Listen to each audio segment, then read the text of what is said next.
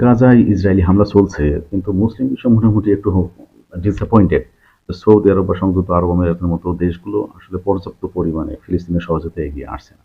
তো আমরা আজকে স্পেসিফিক সৌদি আরবের বিষয়ে একটু আলোচনা করবো যে কেন সৌদি আরবের পক্ষে আসলে সরাসরি ইসরায়েলের বিরুদ্ধে যাওয়া সম্ভব না, অন্তত বর্তমান বাস্তবতায় এটা সম্ভব না। এটা শুনতে একটু অবাক লাগলেও এটাই আসলে বাস্তবতা। তো আমরা এই কারণগুলো একটু আলোচনা করি। প্রথমত, সৌদি আরবের আন্তরিক প্রতিদ্বন্দ্বী আছে একজন ইরান। তো ইরানকে কাউন্টার করতে গিয়ে সৌদি আরব রিসেন্টলি মোটামুটি ইসরায়েলের সাথে অ্যালাইন্ড হয়ে গেছে। তারা ইসরায়েলকে চাইলেও ইরানকে চায় না। সৌদি আরব অন্তত চায় না যে মধ্যপ্রাচ্যে ইরানের প্রভাব প্রতিষ্ঠিত হোক। তো ইরানকে কাউন্টার করতে গিয়ে সৌদি আরব ইসরায়েলের সাথে ভালো একটা সম্পর্ক প্রতিষ্ঠা করেছে। সো ইসরায়েলের সরাসরি বিরুদ্ধে যাওয়া বর্তমান বাস্তবতায় সৌদি আরবের পক্ষে সম্ভব না। দ্বিতীয়ত, সৌদি আরব মিলিটারিলি মার্কিন যুক্তরাষ্ট্রের উপর সম্পূর্ণভাবে নির্ভরশীল। মার্কিন যুক্তরাষ্ট্রের কাছ থেকে অস্ত্র আমদানি করে মূলত তাদের সামরিক শক্তি অর্জন করা। তাদের নিজস্ব হোমগ্রোন টেকনোলজি নেই। ইরান যেমন তার নিজস্ব ডেভেলপমেন্ট, রিসার্চ অ্যান্ড ডেভেলপমেন্টের মাধ্যমে তাদের সামরিক মিলিটারাইজেশন করেছে এবং তারা সামরিক সক্ষমতার অধিকারী হয়েছে। সৌদি আরবের ক্ষেত্রে বিষয়টা সম্পূর্ণ ভিন্ন। সৌদি আরব সম্পূর্ণভাবে সমরাষ্ট্রের দিক থেকে মার্কিন যুক্তরাষ্ট্রের উপর নির্ভরশীল। এখন যদি মার্কিন যুক্তরাষ্ট্র সৌদি আরবের কাছে অস্ত্র বিক্রি না করে, সেক্ষেত্রে সৌদি আরবের সামরিক শক্তি অনেকটা কমে যাবে ইরানের সাথে তুলনায়।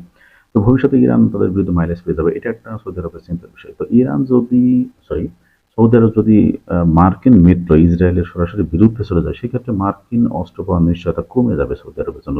সৌদি আরব এটা চায় না যে মার্কিন অস্ত্র কেনা থেকে তারা বঞ্চিত হোক, ক্রয় করা থেকে তারা বঞ্চিত হোক। এটা একটা কারণ। তৃতীয় একটা কারণ, সৌদি আরবের অভ্যন্তরীণ রাজনৈতিক অবস্থা। সৌদি আরব কিন্তু কোনো ডেমোক্রেটিক কান্ট্রি না। সৌদি আরব একটা ডিকটেটরশিপ, একটা রাজতান্ত্রিক স্বৈরতন্ত্র। একটা রাজতান্ত্রিক স্বৈরতন্ত্র সবসময় একটা ভীতির মধ্যে থাকে, একটা কনস্ট্যান্ট ফিয়ার তাদেরকে তাড়া করে। এই ধরনের তারা যে জনগণ তাদের বিরুদ্ধে কোনো ষড়যন্ত্র করতেছে কিনা এবং তাদের বাকস্বাধীনতা হরণ করতে হবে, তাদের রাজনৈতিক অধিকার হরণ করতে হবে, এটা স্বৈরতন্ত্রের, এটা বিশ্বব্যাপী স্বৈরতন্ত্রের একটা বৈশিষ্ট্য। তো এরা সৌদি আরবের ব্যতিক্রম কিছু না। সৌদি আরবও চায় তার জনগণকে নিয়ন্ত্রণ করে হোক, তার জনগণকে দমন করে হোক, তাদের এই যে একটা সিঙ্গেল রাজতন্ত্রের শাসনকে টিকিয়ে রাখা। তো এটা করতে গিয়ে তাদের অনেক কিছুর সাথে কম্প্রোমাইজ করতে হয়। বর্তমান আধুনিক বিশ্বে আসলে কোনো স্বৈরতন্ত্র টিকিয়ে রাখার দুইটা উপায় আছে। প্রথমত, আপনাকে পারমাণবিক শক্তি অর্জন করতে হবে, যেমন উত্তর কোরিয়ার আশার মতো। যেমন উত্তর কোরিয়ার আশাকে কিন্তু মার্কিন যুক্তরাষ্ট্র বা ওয়েস্টার্ন ওয়ার্ল্ড ঘাটাতে চায় না, তার কিন্তু তাদের কাছে পারমাণবিক অস্ত্র রয়েছে।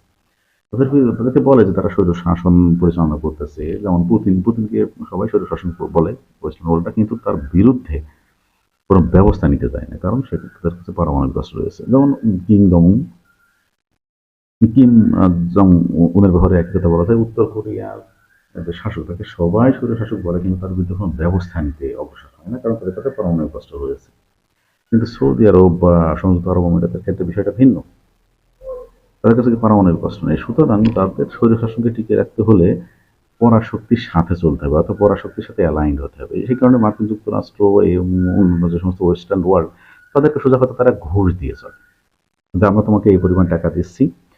টাকা বলতে আমরা অস্ত্র কিনছি তোমাদের কাছ থেকে, তোমাদের স্বার্থ মেনটেন করে চলছি, এবং অয়েল যে মাইনগুলো তোমাদের হাতে তুলে দিচ্ছি, আমাদের যে রাজবংশের শাসন, এইটার ব্যাপারে তোমরা হস্তক্ষেপ করো না। আমরা সাদ্দাম হোসেনের কথা এক্ষেত্রে তুলতে পারি। সাদ্দাম হোসেন স্বৈরশাসক ছিল, ট্রেডিশনাল যে ডেফিনিশন, তাকে তো এখন স্বৈরশাসক বলা যায়। কিন্তু সাদ্দাম হোসেনের ব্যাপারে মার্কিন যুক্তরাষ্ট্রের সমস্যা হলো, কিন্তু সৌদি আরবের ব্যাপারে মার্কিন যুক্তরাষ্ট্রের কোনো সমস্যা নেই। কারণ কি, সাদ্দাম হোসেন মার্কিন যুক্তরাষ্ট্রের স্বার্থ সেভাবে রক্ষা করতে চাচ্ছিলেন না, এই কারণে তাকে উৎখাত হতে হয়েছে। কিন্তু একই অপরাধে, একই স্বৈরশাসনের অভাবে সৌদি আরবে কিন্তু মার্কিন যুক্তরাষ্ট্র হস্তক্ষেপ করে না।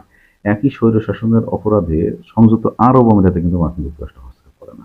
তো অ্যালাইন্ড হতে হবে। সুতরাং ইসরায়েলের বিরুদ্ধে অবস্থান নিয়ে মার্কিন যুক্তরাষ্ট্রের গুডবুক থেকে সরে যাওয়া, এটা সৌদি আরবের রাজতান্ত্রিক শাসনের জন্য অত্যন্ত বিপজ্জনক। তো তাদের এই স্বৈর শাসন টিকিয়ে রাখতে হলে সরাসরি ইসরায়েলের বিরুদ্ধে যুদ্ধে যাওয়াটা তাদের জন্য অত্যন্ত বিপজ্জনক। আরেকটা যে কারণটা খুব ইন্টারেস্টিং, যে সৌদি আরব আসলে এক অর্থে ইসরায়েলের উপর নির্ভরশীল। কি হয়, সৌদি আরব একটা ডিক্টেটরশিপ, আমি আগেই বললাম। তো সৌদি আরব একটা কোনো দেশে ডিক্টেটরশিপ চালাতে হলে সেই দেশের জনগণের উপর নজরদারি করতে হয়, জনগণ কি ধরনের রিয়াক্ট করছে রাষ্ট্রের প্রতি, এবং সোজা কথা জনগণের স্পাইং করতে হয়। তো সৌদি আরবে তো আসলে টেকনোলজিক্যাল অ্যাডভান্সমেন্ট বলতে কিছু নেই সৌদি আরবে। সৌদি আরব জাস্ট তেল বিক্রি করে, টাকা ইনকাম করে এবং সেটা দিয়ে জাস্ট লাক্সারি করে। সেখানে কোনো ফান্ডামেন্টাল সায়েন্স, রিসার্চ বা কোনো ধরনের ইনোভেশন আসলে সৌদি আরবে ওই অর্থে নেই। তো জনগণের উপর নজরদারি পরিচালনা করার জন্য তো টেকনোলজি প্রয়োজন। সেই স্পাইং টেকনোলজি তারা ইসরায়েলের কাছ থেকে ক্রয় করে। এটা খুবই সুন্দর, ডিসঅ্যাপয়েন্টিং এবং ইন্টারেস্টিং সাথে সাথে। তো যার কাছ থেকে আমি স্পাইং টেকনোলজি কিনি এই নিজের দেশের নাগরিকদের উপর নজরদারি করার জন্য, তার বিরুদ্ধে যাওয়া কি সম্ভব? তার মানে আমার কোনো কনফিডেন্সিয়াল ব্যাপার ইসরায়েল তো জানে আসলে। এটা বাংলাদেশের ক্ষেত্রে কিন্তু ঘটেছে। বাংলাদেশের যে সাবেক সরকার, তাদের বিরুদ্ধে অভিযোগ ছিল যে তারা ইসরায়েলের কাছ থেকে স্পাইং টেকনোলজি বা এসপিওনেজ টেকনোলজি ক্রয় করেছে। এখন কথা হলো যে বাংলাদেশ ট্রেডিশনালি কিন্তু ফিলিস্তিনের পক্ষে। বাংলাদেশের সকল সরকার এবং বাংলাদেশের সব জনগণ মোটামুটি ফিলিস্তিনের পক্ষে অবস্থান নেয় সবসময়। তো একটা সরকার ফিলিস্তিনের পক্ষে অবস্থান নিচ্ছে রাজনৈতিকভাবে, আবার তারা ইসরায়েলের কাছ থেকে স্পাইং টেকনোলজি কিনছে। এটা কিন্তু এক চরম মাত্রা একটা কন্ট্রাডিক্টরি ঘটনা। তো ইসরায়েল জানে যে বাংলাদেশ আমার কাছ থেকে স্পাইং টেকনোলজি কেনে। তাহলে বাংলাদেশের কনফিডেন্সিয়াল একটা ব্যাপার ইসরায়েলকে জানা যে বাংলাদেশের গভর্নমেন্ট তার নাগরিকদের উপর নজরদারি করে। সেক্ষেত্রে বাংলাদেশ যদি সরাসরি ইসরায়েলের বিরুদ্ধে চলে যায়, ফিলিস্তিনের পক্ষে অবস্থান নেয়, তাহলে ইসরায়েল যে কোনোভাবে যদি এই ঘটনা ফাঁস করে দেয়, তাহলে সরকার বিপাকে পড়বে। তেমন সরকারও মোটামুটি একটা ধরা থাকে। তো সৌদি আরবের ক্ষেত্রে একই ঘটনা ঘটেছে। সৌদি আরব, শুধু সৌদি আরব না, সংযুক্ত আরব আমিরাত একই কাজ করেছে। তারা ইসরায়েলের কাছ থেকে স্পাইং টেকনোলজি আমদানি করেছে। তো এইটা চরম একটা সমস্যা সৌদি আরবের জন্য, এবং তাদের নিজেদের গোপনীয়তা ইসরায়েলের কাছে ওপেন করে দেওয়ার মতো একটা ঘটনা। তো এই অবস্থায় আসলে সৌদি আরবের পক্ষে সরাসরি ইসরায়েলের বিপক্ষে যাওয়া সম্ভব না। সৌদি আরবের অর্থনৈতিক একটা ব্যাপার। সৌদি আরব হেভিলি তেল ইন্ডাস্ট্রির উপর নির্ভরশীল। তো ইসরায়েলের বিপক্ষে গিয়ে যদি সরাসরি যুদ্ধে অবতীর্ণ হয় বা ইসরায়েলকে সহযোগিতা করার চেষ্টা করলে, যদি মধ্যপ্রাচ্যটা যুদ্ধ পরিস্থিতির অবতারণা হয়, সেক্ষেত্রে তাদের যে মূল রপ্তানি পণ্য, তেলের রপ্তানি ক্ষতিগ্রস্ত হতে পারে, সাপ্লাই চেইন ক্ষতিগ্রস্ত হতে পারে। সেক্ষেত্রে সৌদি আরবের অর্থনীতি কিন্তু স্লাগিশ হয়ে পড়বে। তো সৌদি আরবের অর্থনীতি একমাত্র তাদের যে রপ্তানি পণ্য সেটাই যদি রপ্তানি করতে না পারে, তাহলে তাদের অর্থনীতি চরমভাবে বিপদগ্রস্ত হতে পারে। তো এইসব দিক বিবেচনা করে সৌদি আরব কিন্তু চায় না যে সরাসরি কোনো যুদ্ধে অবতীর্ণ হতে ইসরায়েলের বিরুদ্ধে, এবং তারা এই সমস্যার সমাধান চায়। যেমন মোহাম্মদ বিন সালমান রিসেন্টলি কি বলেছেন? তিনি বলেছেন যে আসলে তিনি মেন্টালি অতটা অ্যাটাচ না ফিলিস্তিনের প্রতি। মানে ফিলিস্তিনিদের জন্য তার ইমোশন নেই তেমন কোনো, কিন্তু অধিকাংশ সৌদি আরাবিয়ান যারা, তারা কিন্তু খুবই সিম্প্যাথেটিক ফিলিস্তিনের প্রতি। সুতরাং তিনি এই ফিলিস্তিনের বিরুদ্ধে যেতে পারবেন না। যদিও তার ব্যক্তিগত কোনো পার্সোনাল কোনো ফিলিং নেই ফিলিস্তিনের প্রতি, কিন্তু ফিলিস্তিনের বিরুদ্ধে তিনি যেতে পারবেন না। তিনি একটা সমাধান চান, কিন্তু সমাধানটা কেমন? তিনি একটা দ্বিরাষ্ট্রিক সমাধানের পক্ষে। যে মার্কিন যুক্তরাষ্ট্রের সময় বিভিন্ন শাসকরা, বিশেষ করে ডেমোক্রেট যে প্রেসিডেন্টরা দ্বিরাষ্ট্রিক সমাধানের কথা বারবার বলে আসছে। বিষয়টা এমন যে ইসরায়েল থাক, ইসরায়েলের মতো থাক, সাথে সাথে ফিলিস্তিনকে একটা স্টেটহুড দেওয়া হোক, মানে ফিলিস্তিন রাষ্ট্রকে স্বাধীনভাবে প্রতিষ্ঠিত করা হোক।